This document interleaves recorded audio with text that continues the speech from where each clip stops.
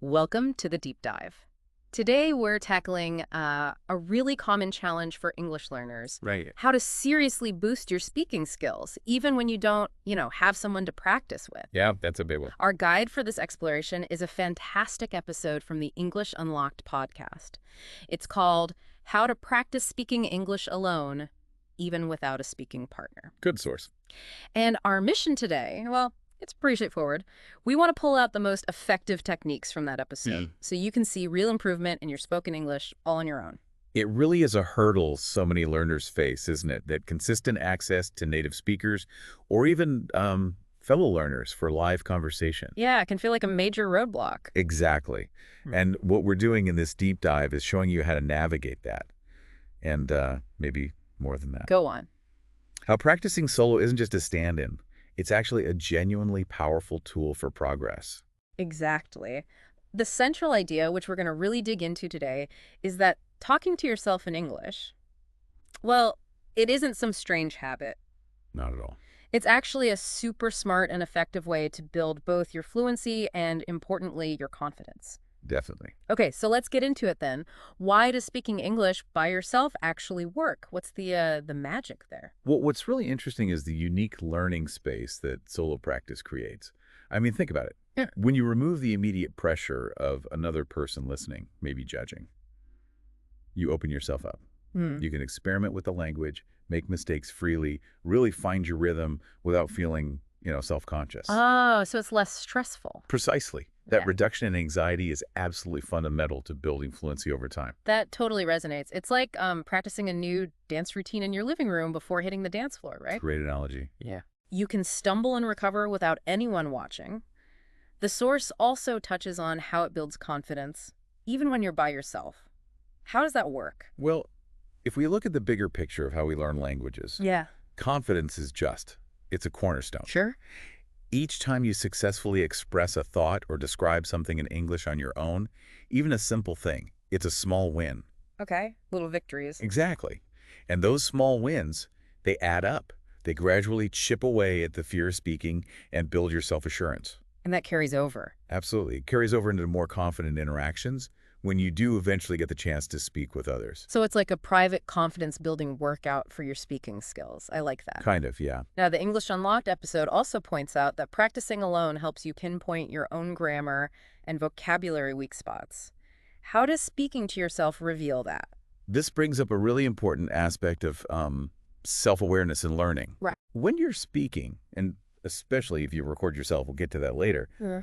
you basically become your own instant feedback system. Okay. You might hesitate over a specific grammar rule, or you suddenly realize, hang on, I don't have the right word for this. Yeah, I've been there. Right? That direct confrontation with your challenges is incredibly valuable because it highlights exactly where you need to focus your attention. That's such a great point. It's one thing to, study grammar rules in a book. Totally different. It's another to actively bump up against those rules when you're trying to speak and realizing, oops, I'm stuck here. Exactly. And the last reason the source gives for why solo practice is effective is pronunciation. It helps develop clearer pronunciation. How can just talking to yourself improve how you sound? Seems a bit indirect. Think about it more like a physical skill. Pronunciation involves training the muscles, right? In your mouth, your tongue, your lips. Okay. And developing an awareness of sound patterns. So when you speak aloud, even just to yourself, you're actively exercising those muscles. You're training your ear at the same time. Makes sense. By consciously focusing on clear articulation, you're reinforcing correct pronunciation habits. Techniques like shadowing, which I think we'll discuss. We will. They're particularly powerful for this. It's like learning a musical instrument. Your mouth needs practice, that dexterity, to produce new sounds accurately. Okay, I'm sold. Having conversation with yourself in English isn't just acceptable, it's actually really beneficial. It really is. Right, let's get down to the nitty-gritty then. The English Unlocked episode outlines 5 key solo speaking techniques. The first one is simply speak out loud daily. So, what's the core of this idea? The fundamental idea here is pretty simple. Integrate English into your everyday life. Oh. By verbally describing what you're doing and maybe what you're thinking as you go about your day. So making English a constant presence. Exactly, even if you're just narrating the most ordinary tasks. The episode gives some really relatable examples like, I'm making coffee now, Or, okay, now I'm checking my email. It's like a running commentary. Precisely that. What makes verbalizing these simple actions so helpful, though? What's fascinating about this is how it builds a bridge between understanding English passively Right, like reading or listening. and actually producing it actively. Yeah. You probably know the English words for coffee or emails. Sure. But actively using them in sentences, even really simple ones, reinforces their use. It makes them more readily available when you need them in a real conversation. Ah, so it speeds up recall. It's about building what linguists sometimes call automaticity, making those phrases become second nature, almost automatic. You don't have to consciously search for them. That makes total sense. It's about getting your mouth and brain used to working together in English. Okay, technique number 2, mirror practice. Hmm. This one sounds like it could feel a bit strange at first, talking to your reflection. Yeah, it can feel a little odd initially. Mirror practice basically takes the speak out loud daily idea a step further How so? by adding a visual component.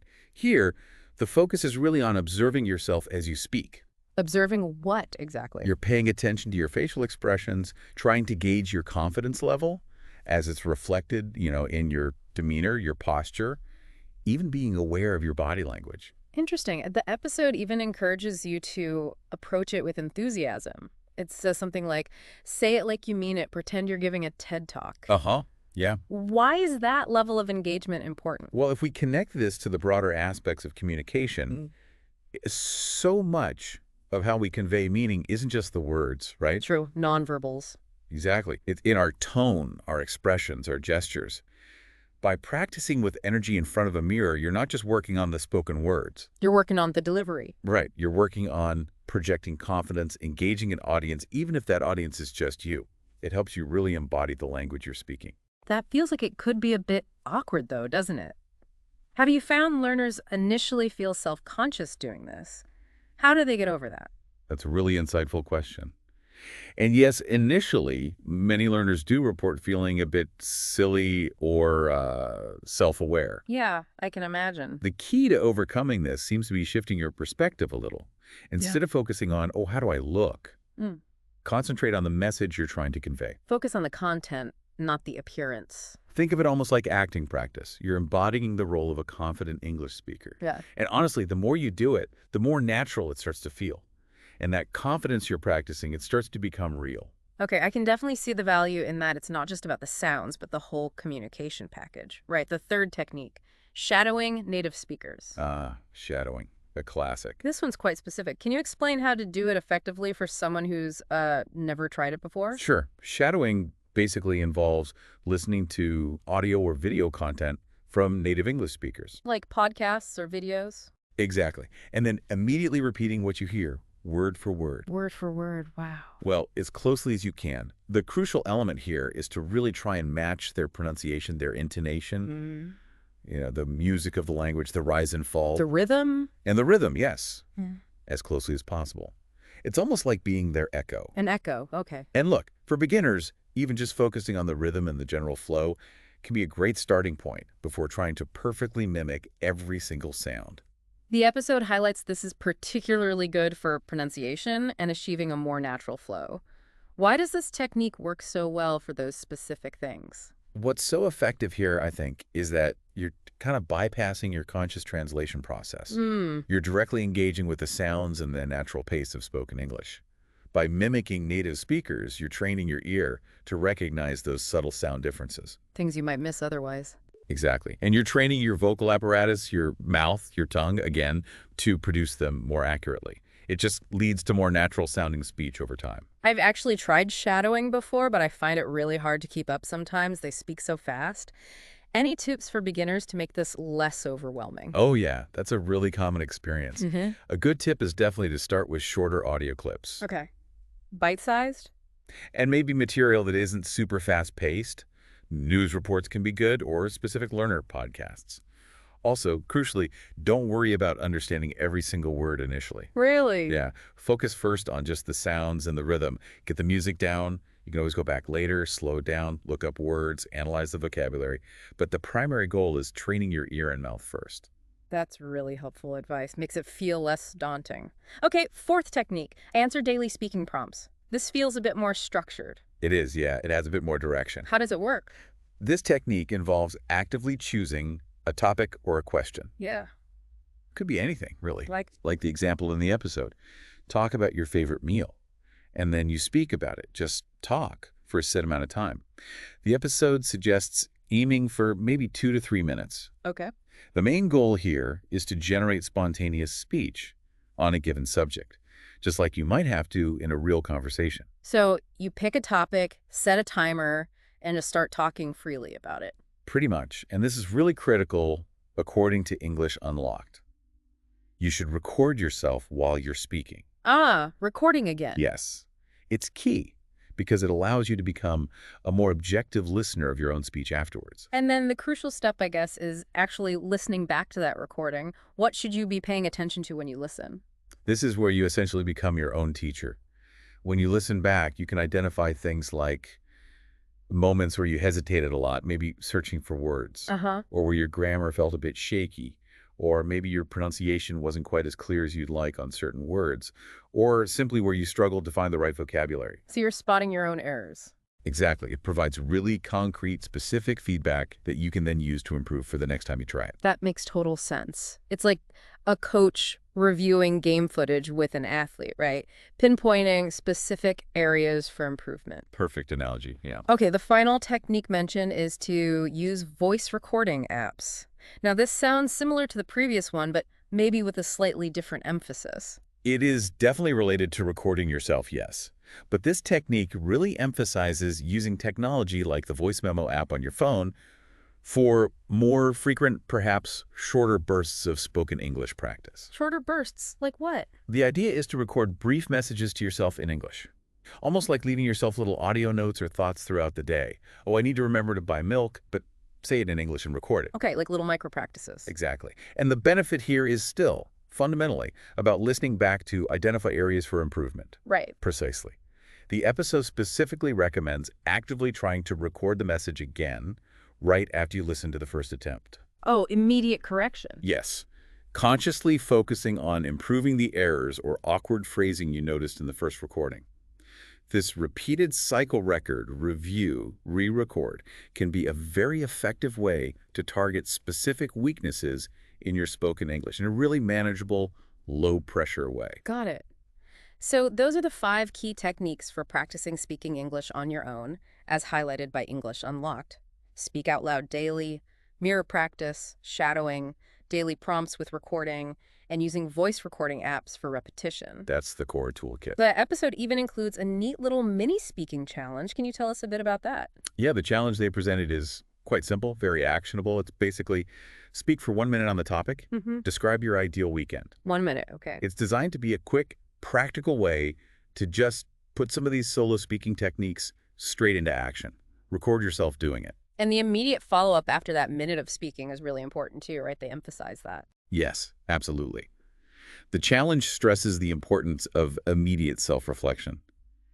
After speaking for that minute, the listener is encouraged to listen back to their recording and identify just one sentence, only one, that they feel they could articulate more clearly or maybe phrase better. Just one sentence. That makes it less overwhelming. Exactly. Oh. It keeps the feedback focused and makes the idea of improvement feel much more achievable, not trying to fix everything at once. It's a great way to immediately apply these techniques and actually experience that process of self-correction firsthand. Really practical. Yeah, definitely.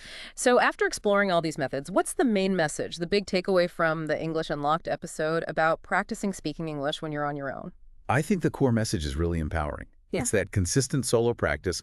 While, yes, it might feel a little unnatural or strange at first, It probably will. it is a truly effective and crucially accessible way to build real fluency in spoken English.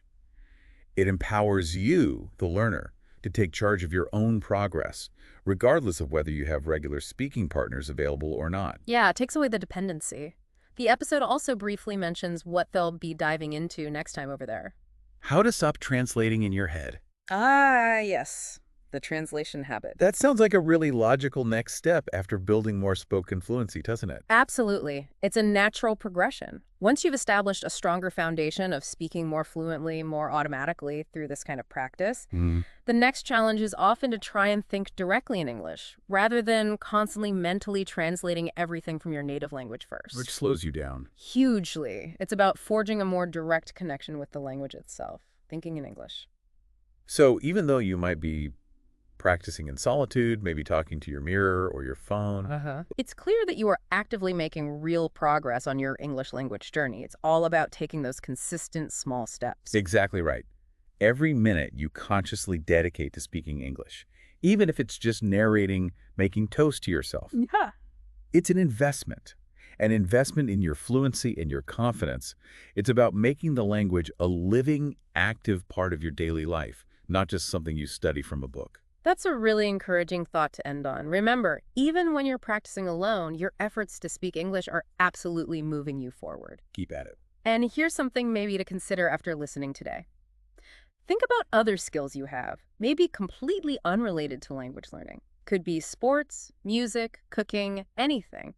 Interesting angle. Where might these same solo practice techniques like mirroring or recording yourself, or even just narrating your actions, be surprisingly beneficial? It could open up a whole new way of thinking about how we learn and improve across the board. Food for thought. Definitely. Thanks for taking this deep dive.